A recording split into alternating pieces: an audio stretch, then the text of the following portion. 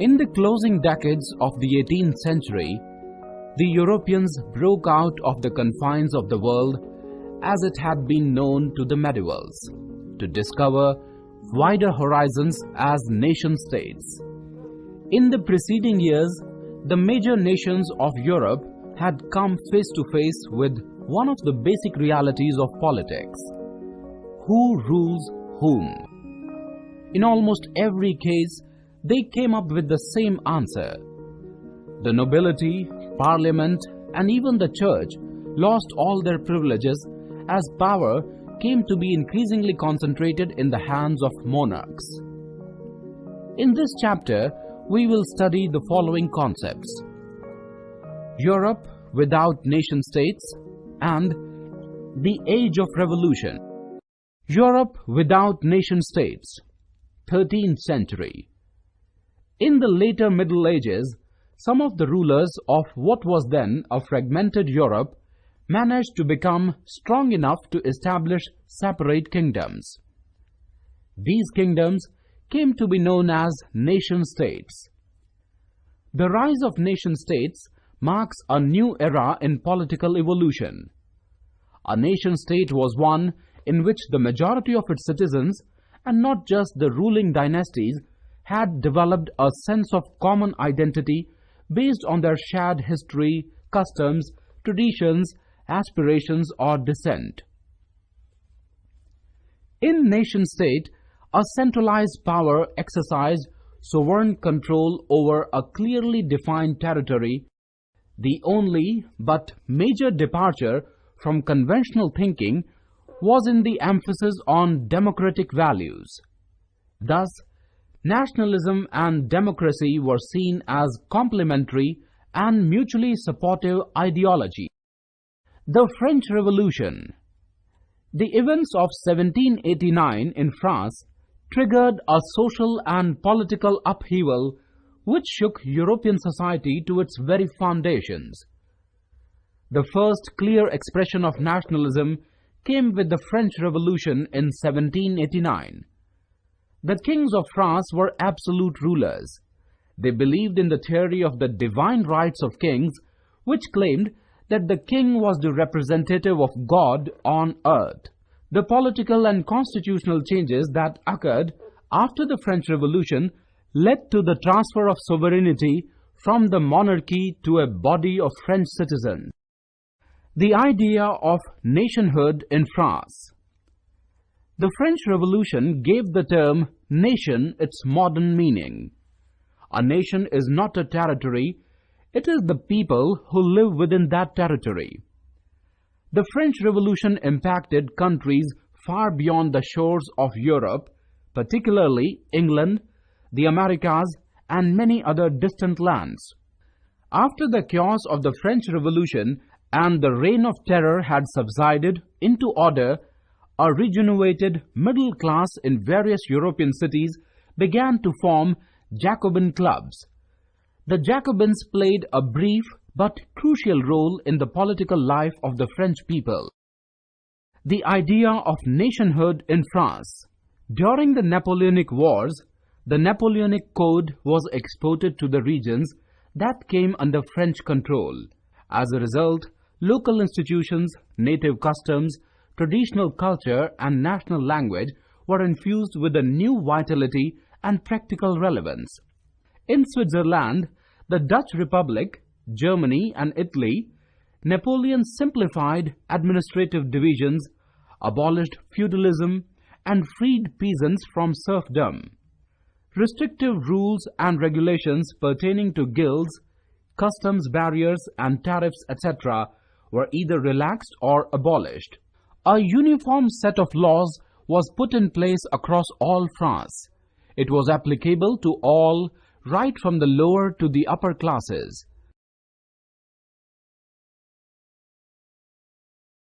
The rise of nationalism in Europe.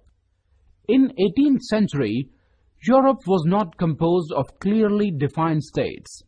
It had competing sovereignties whose mutual relations depended almost entirely on personal relations or force. Germany, Italy, and Switzerland were divided into kingdoms, cantons, and duchies, whose rulers had control over their respective autonomous territories. Generally speaking, Europe was ruled by an aristocracy. This was as true for monarchies as it was for republics. The Republic of Venice, for example, was governed by an oligarchy. So was Switzerland. Rise of nationalism in Europe. By the last quarter of the 19th century, the notion of nationalism lost its liberal and democratic face. Nationalists became intolerant of each other and were ready to confront each other through arms. European powers at this time manipulated the nationalist aspirations of the people to meet imperialist designs. By 1871, Balkan region attracted the eyes of the imperialist European nations. Balkan region was comprised of rich geographical and ethnic variation. The modern countries such as Romania, Bulgaria, Albania, Greece, Macedonia, Croatia, Bosnia-Herzegovina, Slovenia, Serbia and Montenegro were part of the Balkan region. The inhabitants of this region were broadly known as the Slavs, and the large part of this region was controlled by the Ottoman Empire. The situation worsened with the spread of nationalistic ideas together with the disintegration of the Ottoman Empire. The European nationals aspired for independence and broke away from the Ottoman Empire. By 1871, Balkan region attracted the eyes of the imperialist European nations. Balkan region was comprised of rich geographical and ethnic variation. The modern countries such as Romania, Bulgaria, Albania, Greece, Macedonia, Croatia, Bosnia-Herzegovina, Slovenia, Serbia and Montenegro were part of the Balkan region. The inhabitants of this region were broadly known as the Slavs, and the large part of this region was controlled by the Ottoman Empire. The situation worsened with the spread of nationalistic ideas together with the disintegration of the Ottoman Empire. The European nationals aspired for independence and broke away from the Ottoman Empire. As different Slavic nations struggled to define their nationalists based on the language, culture, and history, the region became bone of contention among the different European nations as all claimed the territories on behalf of their nationals. This was a period where newly formed nations like Germany and Italy were craving for the colonies to claim their superior status and a powerful nation. There was intense rivalry among the European powers over trade and colonies as well as naval and military might. These rivalries were very evident in the way the Balkan problem unfolded. Each power, Russia, Germany, England, Austro-Hungary, was keen on countering the hold of other powers over the Balkans and extending its own control over the area. This led to a series of wars in the region and finally culminated into the First World War. The aristocracy and the new middle class. The most powerful group was the landed aristocracy. In spite of being a tiny minority, they towered over other classes in terms of rank, possessions, and privileges. An aristocrat had to be addressed as "my lord." They were not expected to marry below their class, hence marital alliances crossed national boundaries. In Eastern and Central Europe, these aristocrat landlords owned vast estates that were cultivated and managed by impoverished peasants. The Industrial Revolution began in England in the second half of the 18th century and spread to France and Germany in the 19th century. This period saw the emergence of major centers of hectic commercial and industrial activities, which led to the rise of educated middle class. Liberal nationalism. The term liberal derives from the Latin root liber, meaning free.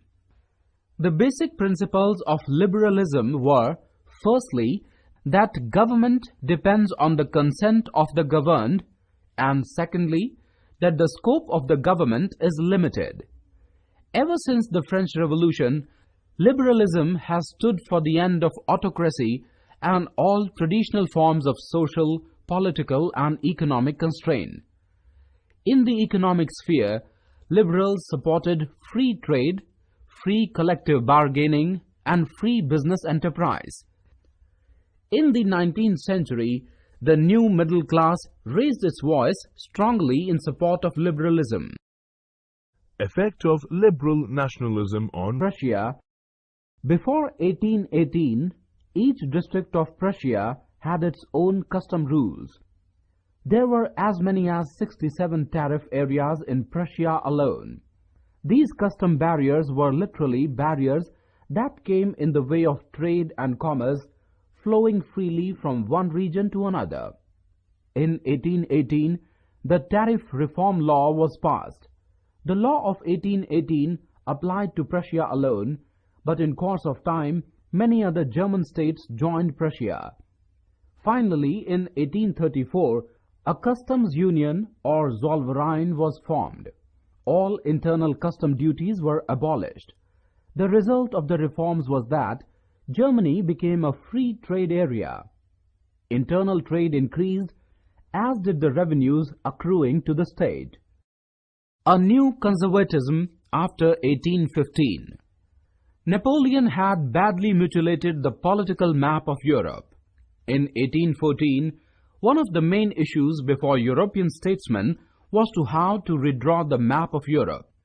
Representatives of the European powers, Britain, Prussia, Austria, and Russia, who had joined forces to defeat Napoleon, assembled at Vienna. The statesmen assembled at Vienna jointly drew up the Treaty of Vienna in 1815.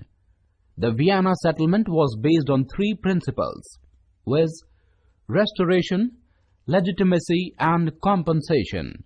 The main objective of the Congress was to restore the monarchies that had been overthrown by Napoleon. Therefore, a new conservative order was established in Europe. The revolutionaries.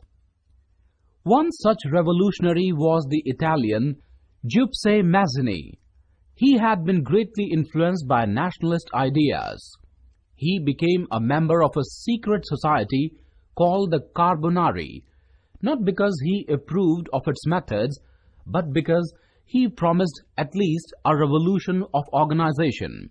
His vast experience helped him found new organizations. The first one he founded was Young Italy in Marseilles, and the second one was Young Europe in Barnet. Members of these organizations were selected from Italy, Poland, France, and the German states.